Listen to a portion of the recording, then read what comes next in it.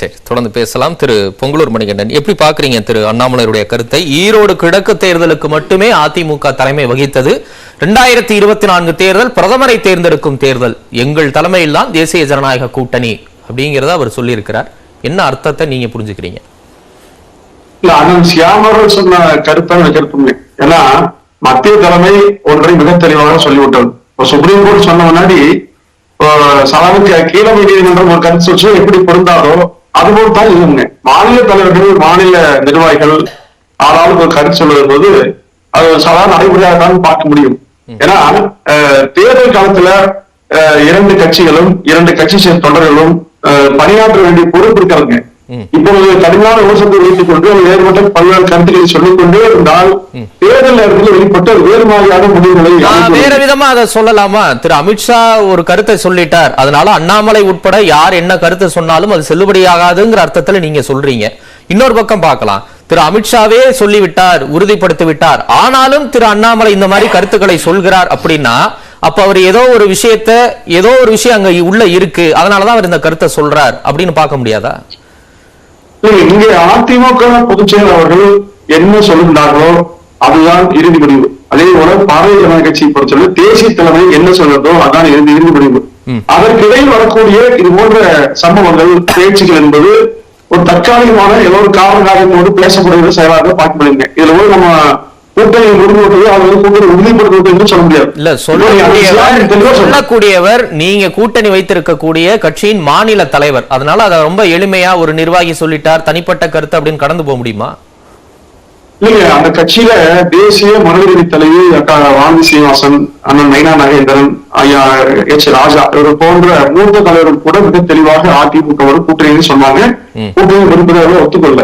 அப்போ இருவேறுபட்ட கருத்துகள் அங்கே இருப்பதை நாம் தெளிவாக பார்த்துக் கொண்டிருக்கிறோம். எனவே ஒரு கட்சிக்குள் பல்வேறு சங்கங்கள் அல்லது பல்வேறு கருத்து வேறுபாடுகள் இருப்பது இயல்பு. அதிமுக கூட பாஜக கூட்டம் வேண்டும் வேண்டாம் என்ற கருத்துக்கள் கூட நிறைவேற உண்மைங்க. ஆனா இறுதியில் தலைமை என்ன முடிவெடுத்தாலும் அதை ஏற்றுக்கொண்டு செயல்படக்கூடிய நிகழ்வை தான் தொடர்ந்து பாக்குறோங்க. அதுதான் நடக்குங்க. அதனால இப்ப அதிமுகவுடைய மிக முக்கியமான நிலைப்பாடுன்னு சொன்னா தமிழ்நாட்டில் திமுகவை தேர்தல் காலத்தில் தோற்கடிக்க வேண்டும். அதற்கு முன்வைக்கிற கட்சிகள் அனைத்தும் ஒற்றுமையோடு செயல்பட வேண்டும் என்பதுதான். அதற்கு ஆகச்சிறந்த கூட்டணி எது என்பதை பொதுச்செயலாளர் முடிவு செய்வார் ஒன்று. இரண்டாவதுங்க, எடப்பாடி அவர்கள் யாரோடு சேர்ந்தால் எப்படி இணைந்து பணியாற்றினால் இந்த கூட்டணியிலான வெற்றி சாத்தியமோ அதை அவர் மிக சரியாக எடுப்பார். அந்த நியமத்தை அவர் அமைப்பாருங்க. மிக தெளிவாக அதிமுக தலைவர் தான் கூட்டணி என்பதை அதிமுக தொடர்ந்து சொல்லிக் கொண்டிருக்கிறது. எந்த மாற்றம் இருக்காங்க. சரி, அப்ப மக்களவை தேர்தலில் எங்கள் தலைமையில் தான் கூட்டணி, தமிழ்நாட்டில் இருக்கும் கட்சிகள் பிராந்திய கட்சிகள் தான், நாங்கள் அதிகமாக போட்டியிடவில்லை என்றாலும் எங்கள் தலைமையில் தான் கூட்டணி, இந்த வார்த்தைகளை எப்படி புரிஞ்சுக்கலாம்? இல்ல, அது அவருடைய கருத்துங்க, அண்ணாமலையோட கருத்து. ஆனால் அதிமுக அதை ஒருபோதும் அவரோட கருத்து கிடையாது, தமிழ்நாடு பாஜகவினுடைய கருத்து. இல்ல, தமிழ்நாடு பாஜக சொல்வதை அப்படியே ஏற்றுக்கொண்டு அதிமுக தலைமையிலான கூட்டணி இல்லை, பாஜக தலைமையிலான கூட்டணி என்று தேசிய தலைமை அறிவிக்க வேண்டும். அதுவரை நாம் இதை பொறுத்து தான் பார்க்க வேண்டும்.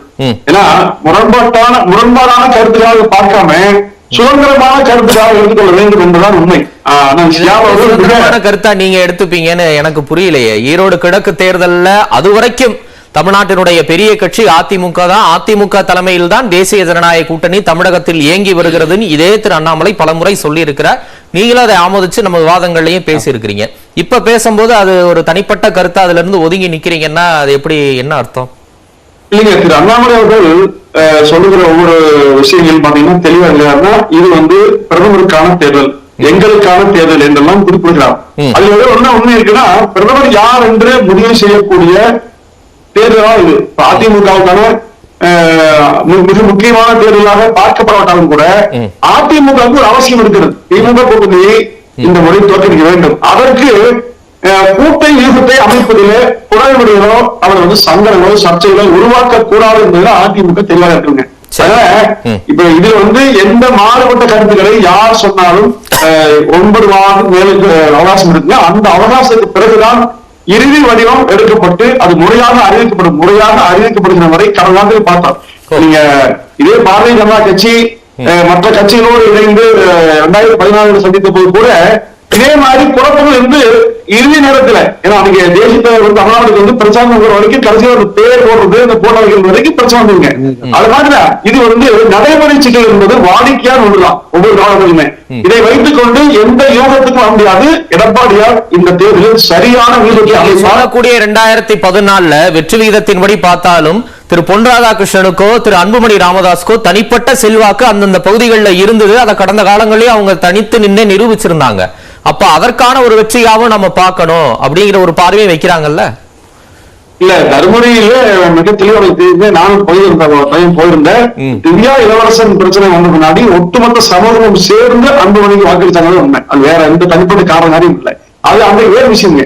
இன்றைக்கு ஒரே நோக்கப்பட்ட செல்வாக்கு அந்தந்த பகுதிகளில் அவங்க வச்சிருந்தாங்க. அதற்கான ஒரு ரிசல்ட்டாவும் பார்க்கணுமா, இல்ல ஒட்டுமொத்தமா 2014 பாஜக தலைமையிலான ஒரு கூட்டணி பிரதமர் மோடி அவர்களுக்கான ஆதரவு தெரிவிக்கணுங்கிற அந்த நிலை அங்க இருந்ததா? அப்போ மோடியாலேடியான்னு செல்வி ஜெயலலிதா கேட்ட நிலையும் இருந்தது இல்ல? இல்ல, மூத்த பத்திரிகையாளர் சியாம் அவர்களுக்கு மிக தெளிவாக தெரியுங்க. அதை உங்களுக்கு தெரியாமல் இல்ல. அதாவது அதிமுக மிக பெரிய கட்சி. எந்த காலகட்டத்திலும் அதிமுக தன்னுடைய சுயத்தை இழக்காங்க. சுயத்தை இழக்க கூடாது என்பதுதான் அடிப்படை நம்மளுடைய விருப்பம்.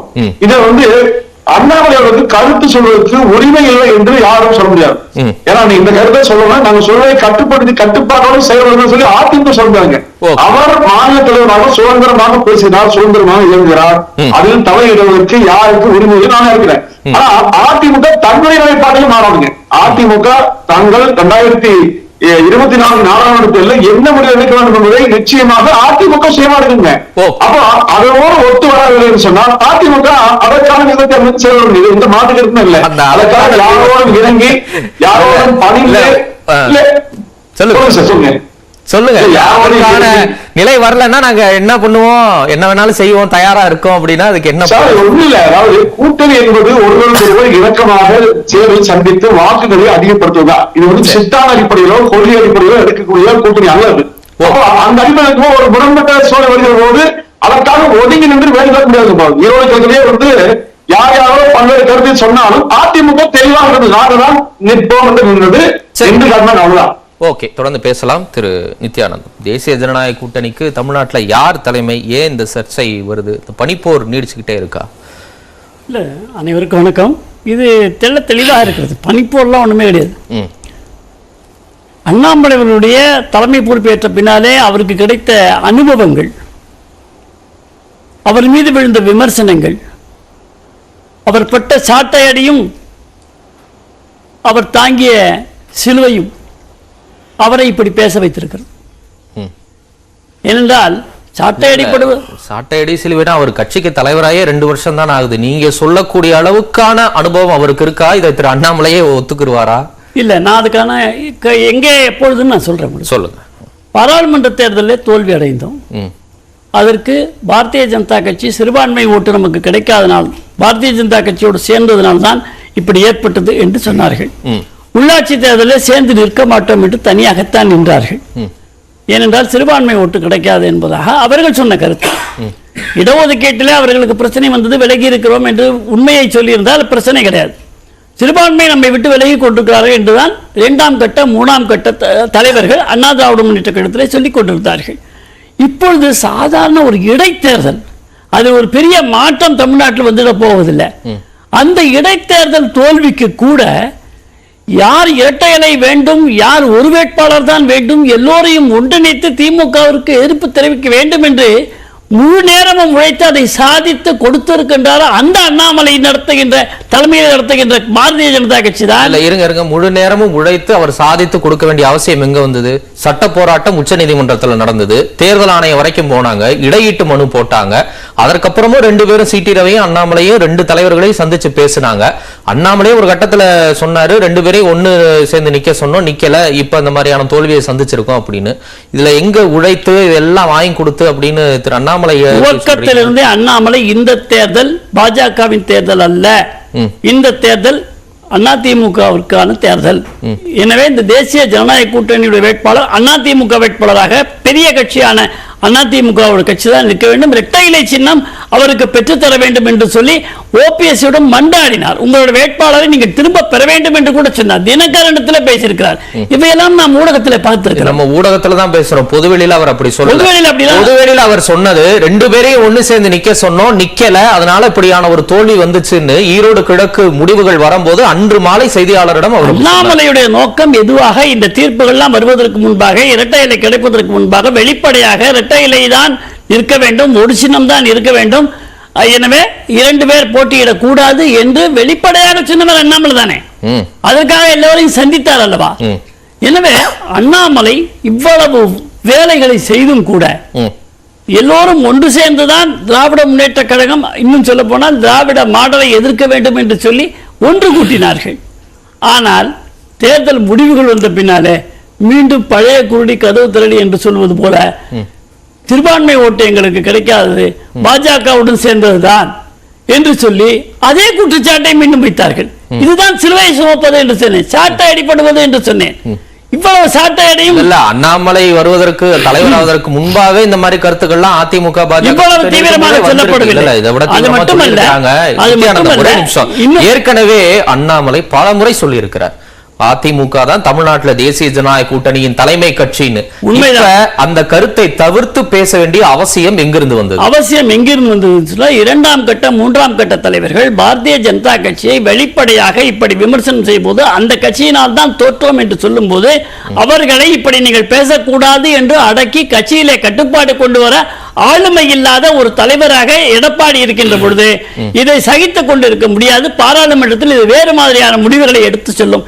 எனவே இந்த பாராளுமன்ற தேர்தல் பாரதிய ஜனதா கட்சிக்கான தேர்தல், மோடிக்கான தேர்தல், எடப்பாடிக்கான தேர்தல் அல்ல. ஒரு பக்கம் கூட்டணி தொடர்கிறது நீடிக்கிறதுன்னு சொல்லிட்டு இன்னொரு பக்கம் எடப்பாடி பழனிசாமியால 2ஆம் கட்ட 3ஆம் கட்ட தலைவர்களை அடக்கி வைக்க முடியல, அதனால நாங்க தான் தலைமை, எங்க தலைமையில தான் தமிழ்நாட்டில் கூட்டணி சொல்றாரு, முரணா இல்லையா? அதுக்கான காரணங்கள் சொல்றேன். என்டிஏனுடைய தலைமை யாரு? தேசிய ஜனநாயக கூட்டணி தமிழ்நாட்டில் யாரு? தேசிய ஜனநாயக கூட்டணியுடைய அகில இந்திய தலைமை பாஜக. யாருக்கும் மாற்று கருத்து இல்ல. தமிழ்நாட்டுல ஒரு ஆளுமை குறைவாக இருக்கக்கூடிய ஒரு நபரால் தன்னுடைய கட்சி தலைவர்களையே அடக்கி வைக்க முடியாத ஒருவரால் இந்த தேர்தலை எப்படி சந்தித்து வைக்க முடியும்? இந்த பக்கம் இப்படி கேட்கலாமா? நான் முடிச்சிடறேன், ஒரே நிமிஷம். அப்ப திரு அண்ணாமலை ஒரு பக்கம் கருத்து சொல்றார், தேசிய தலைமை தான் கூட்டணியை முடிவு செய்யும். நைனா நாகேந்திரன் ஒரு கருத்து சொல்றார், வானதி சீனிவாசன் ஒரு கருத்து சொல்றார், பாஜக கட்சியில இருக்கக்கூடிய சிடி நிர்மல்குமார்ல இருந்து இன்னும் சில பேர் அதிமுக போய் இணைகிறாங்க. அப்ப தன் கட்சி தொண்டர்களை, தன் கட்சியை சேர்ந்த மூத்த நிர்வாகிகளை அண்ணாமலையால் அடக்கி வைக்க முடியல அப்படின்னு சொல்லலாமா? இல்ல, எடப்பாடிக்கு அதான பொருந்தும். எடப்பாடிக்கு அது பொருந்தாது. எடப்பாடிக்கு மட்டும் அது பொருந்தாது, அண்ணாமலைக்கு இது பொருந்தும், சிலுவையை சுமக்கிறார் அப்படின்னா அது அண்ணாமலை ஏத்துப்பாரா? சொல்லுங்க. இல்ல, எடப்பாடியை குறித்து ஏதாவது பாஜகவுடைய மற்ற தலைவர்கள் பேசியிருக்கிறார்களா, விமர்சித்திருக்காங்களா? அதிமுக விமர்சித்திருக்கிறார்களா? சொல்லுங்க. விமர்சித்திருக்காங்களே. எங்க விமர்சித்திருக்காங்க? நயினா நாகேந்திரன் போன ஆண்டு விமர்சிச்சிருக்கிறாரு. போன ஆண்டு இல்லைங்க, இந்த தேர்தல் தோல்விக்கெல்லாம் அதிமுகவுடைய இப்படிப்பட்ட ஒரு நிலைதான் காரணம் என்று சொல்லி இருக்கின்றார்களா? சொல்லி இருக்கிறாங்க. ஒரு நிமிஷம். அப்ப இபிஎஸ் உருவப்படம் எல்லாம் கூட எரிச்சாங்களே, என்ன இபிஎஸ் எதுக்காக எரிச்சாங்க? எதுக்கு எரிச்சாங்க? பாஜக சொன்னதுனால தொண்டர்கள் எரித்தார்கள், தலைவர்கள் எல்லாம் ஒண்ணும் செய்யல. புரியுதுங்களா? அதனால தெளிவாக இந்த கூட்டணி தொடர்கிறது என்பது அண்ணாமலை கூட சொல்லிக் கொண்டுதான் இருக்கிறார். அமித்ஷா அவர்கள் இங்கே வந்தபோது கூட உங்களுடைய தொலைக்காட்சிக்கு வடநாட்டிலே பேசும்பொழுது அதைத்தான் சொல்லி இருக்கிறார். நான் லாஜிக்கா கேட்கிறேன், ஒரே நிமிஷம். தேசிய அளவுல தேசிய ஜனநாயக கூட்டணி தலைமை பாஜக, தமிழ்நாட்டுல அதிமுக தான் அப்படின்னு சொல்றத இவ்வளவு நாள் சொல்லி வந்த அண்ணாமலை இப்ப தவிர்க்கிறார் அப்படின்னா, அப்ப நீங்க 2024 வலுவா நிக்கணும் அப்படிங்கறது அந்த இடத்துல அடிபட்டு போகுது இல்ல? நீங்க கல யதார்த்தத்திலே அதிமுக தானே பெரிய கட்சி, அதையே நீங்க அட்மிட் பண்ணிக்க மாட்டீங்க. ஆமாங்க, பெரிய கட்சி என்பது தேய்ந்து கொண்டே இருக்கிறது என்பது தேர்தல் முடிவுகளே தெரியுது. அந்த முடிவுகளை தாங்கிக் கொள்ளாமல் பாஜக மீது இந்த பழியை சுமத்துகிறார்கள் என்பதை தான் நாம் பார்த்து கொண்டு. ஆனாலும் கூட்டணி தொடரும் என்று இப்பொழுது கேட்கின்ற பொழுது அமித்ஷாவும் சொல்கிறார், அண்ணாமலையும் சொல்கிறார். அமித்ஷாவிடத்துல கேட்ட கேள்வி, ஒரு நிமிஷம் ஒரு பக்கம் சிலுவையை சுமப்பீங்க, சிறுபான்மையினர் ஓட்டு கிடைக்காது, அதிமுக அப்படி சொல்லுவாங்க, அதிமுகவுடைய 2ஆம் கட்ட 3ஆம் கட்ட தலைவர்கள் எல்லாம் விமர்சிப்பாங்க, அதிமுகவை அடக்கி வைக்க முடியாத ஆளுமை திரு எடப்பாடி பழனிசாமி, ஆனாலும் அதிமுகவோட கூட்டணி தொடரும். இது என்ன கருத்து? ஆனாலும் தொடரும் என்று சொல்லவில்லை. இதுக்கு என்ன அர்த்தம்? தொடர்கிறதா என்றால் தொடர்கிறது என்று சொல்லியிருக்கார் அமித்ஷா. கட்பந்தன் ஹை கியா அப்படின்னா அபி தக் ஹை, இதைத்தான் அவர் சொன்ன வார்த்தை, அதே வார்த்தை அவர் சொன்னார். அப்படி என்ன அப்படின்னா அப்படின்னா இப்பொழுதும் கூட்டணி இருக்கிறதா என்று கேட்டிருக்கிறார்கள். அபி தக் ஹை அப்படின்னா இப்ப வரை இருக்கிறது. அப்படின்னா நாளை என்ன என்ற கேள்வி அங்கே தொக்கி நிற்கிறது. அமித்ஷா தவறாக எதையும் மிக தெளிவாக பேசியிருக்கிறார். நமக்கு ஹிந்தி தெரியாது போடா, அதனால நாம என்ன வேணா சொல்லுவோம். உங்களுக்கு தெரியும்ல, நல்லா தெரியும், அதனாலதான் சொல்றேன், அதே வார்த்தைகளை சொல்றேன், புரியுதுங்களா? அதனால அமித்ஷா அவர்கள் சொன்னதும் அண்ணாமலை அவர்கள் சொன்னதும் வேறு இல்லை. அதாவது கடந்த முறை பாராளுமன்ற தேர்தலும் சட்டமன்ற தேர்தலும் எடப்பாடி அவர்களை ஏற்றுக்கொள்வதற்கான காரணம் என்ன இருந்தது சொன்னால், எடப்பாடி இறங்கி வர முடியாது, அவர் ஒரு ஆளுங்கட்சியினுடைய முதலமைச்சராக இருந்து கொண்டிருந்தார். எனவே அவர் வைத்ததுதான் சட்டம் என்று அவர் அன்றைக்கே நடந்து கொண்டார். அமித்ஷாவே பேச முடியலைங்க. அமித்ஷா எல்லோரையும் இணைத்து நாம் செயல்பட வேண்டும் என்று சொல்ற பொழுது உதாசீனப்படுத்தி விரட்டி விட்டார்கள். அதுக்கு பிறகு அமித்ஷா வரவில்லை, சொல்ல வேணாம், அதுக்கப்புறம் வரல அவரு. ஆனா இப்பொழுது வந்திருக்கிறார். இப்பொழுது அபி தக் ஹை அப்படின்னு சொல்லிருக்கிறார். அப்படின்னா நாம அன்றைக்கு இருந்த அமித்ஷாவையும் இன்றைக்கு இருந்த அமித்ஷாவும் நாம் சேர்த்து பார்த்தா நமக்கு புரியும். அதனால அமித்ஷாவும் அண்ணாமலையும் டெல்லிக்கு சென்று அண்ணாமலை பேசி வந்த பின்னாலே தான் உங்களுடைய தொலைக்காட்சிக்கு இன்றைய பேட்டி கொடுத்திருக்கிறார். சரி, தொடர்ந்து பேசலாம். திரு ஷியாம் குறுக்கிட விரும்புனீங்க, சொல்லுங்க. திரு புகழேந்திட்ட போகணும்.